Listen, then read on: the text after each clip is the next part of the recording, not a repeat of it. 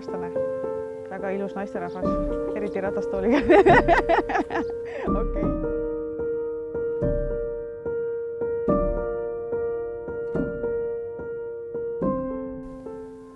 Aastad tagasi, kui meil sündis esimene laps, siis tuli välja, et meie tänava peal on veel samaealisi lapsi ja üks asi viis teiseni, aga siis tagantjärgi tänu meie lastele saime me omale väga lähedased sõbrad ja peretuttavad.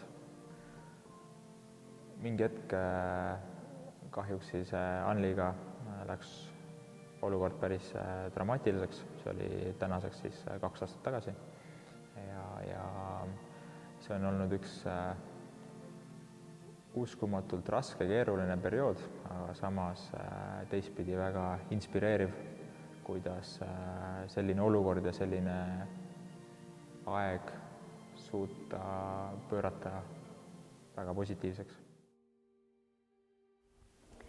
1,5 aastat tagasi tundsin ma, et ma olen hästi väsinud, mul kadus ära võhm, arvasin, et see on kõik okei, et mul on 3 last ja see väsitab mind nii tohutult palju, kuni siis sinnamaani, et ma ei jaksanud trepist käia ja läksin trepist üles 4 käpakil.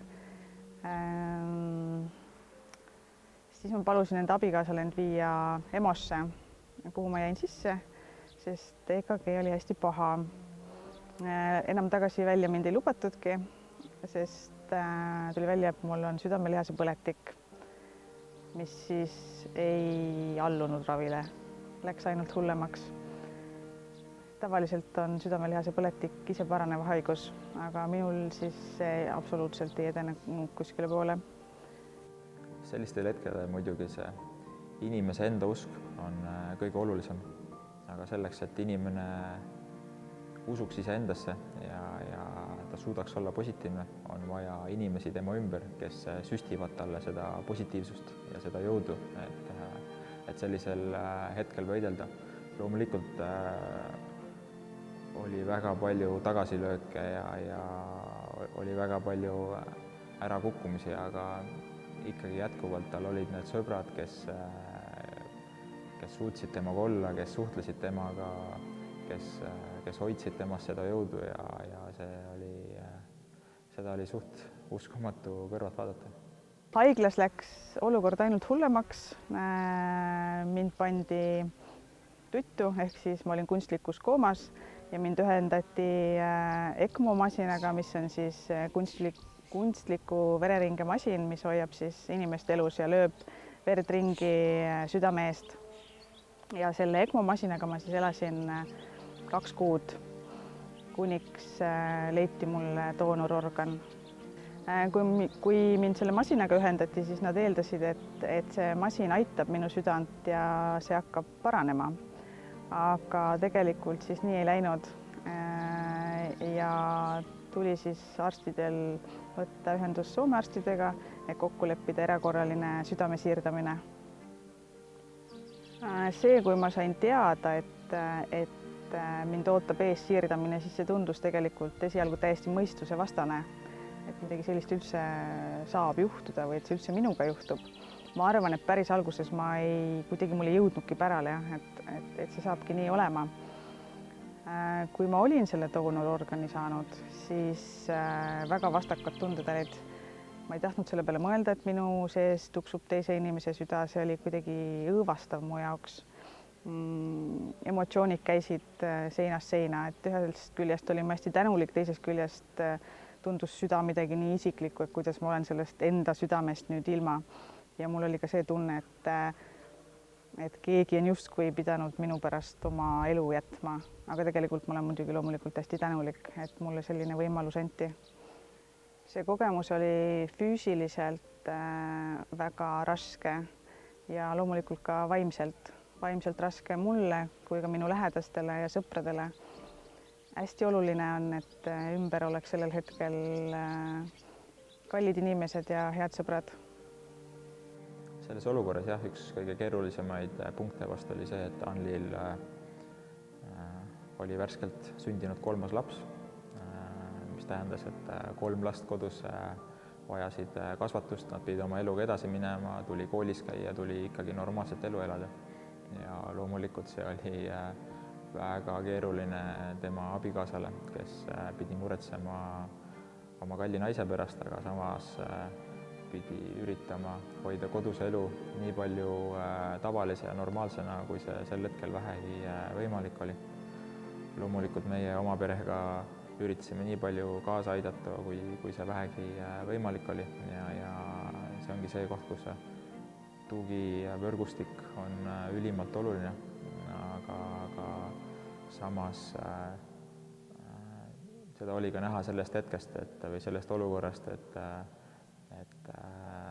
Anli jaoks oli samuti ülioluline teada, et tema lastega on kõik hästi, et nad saavad koolis käidud, et nad on toidetud, nad on riide pandud ja nende jaoks ikkagi elu läheb edasi, et kõik see teadmine oli ka oluline selleks, et Anlil oleks jõudu ja motivatsiooni iseendaga võidelda ja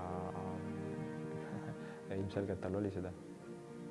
No see päriselt on nii, et mul oli tõesti nagu hästi palju abi sellest, et teie olite olemas ja pere oli olemas, ja ma näen lihtsalt teiste pealt seda, et kui väga on vaja seda inimest, kes on selle tee läbi teinud. Jah, loomulikult mul oli ka hea näha neid inimesi, kes on juba seda rada tallanud ja nad on tegelikult sellest välja tulnud, sest sellel hetkel, kui sa ise oled selles olukorras, siis on niisugune tunne, et võimatu, et mina ei hakka elama enam sellist elu, nagu ma ennem elasin. Tahad näha seda lihast ja luust inimest, kellel on juuksed peas, ta on rõõmus, särav, ta saab oma eluga hakkama. Ja sellel momendil, kui mina olin haiglas, siis minul ei olnud seda inimest võtta, kes tuleks näiteks, et elu läheb edasi. Mingil määral on see kindlasti uskumatu, et Anli sellist asja täna teeb.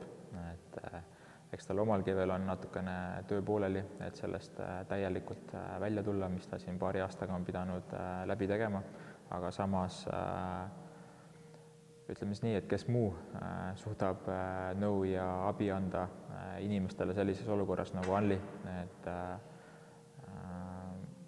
me kõik oleme seda mingil määral kõrvalt näinud, aga me tegelikult ei tea, mis inimene sellises olukorras mõtleb ja kui sügavale ta võib langeda. Et kõik sellised inimesed, kes tahavad kaasa aidata nendele, kellel ongi raske ja kellel on vaja seda motivatsiooni ja kellel on vaja seda lisajõudu, et sellest läbi tulla, siis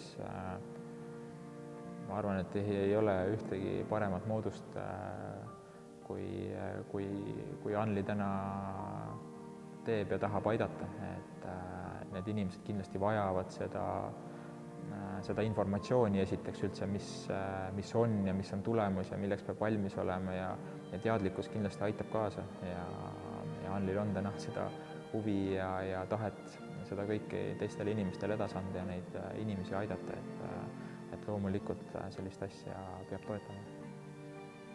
MTÜ Siirdatud Süda koondab kokku inimesed, kellel on sama saatus nagu minul või keda on ees ootamas sama teekond nagu minul.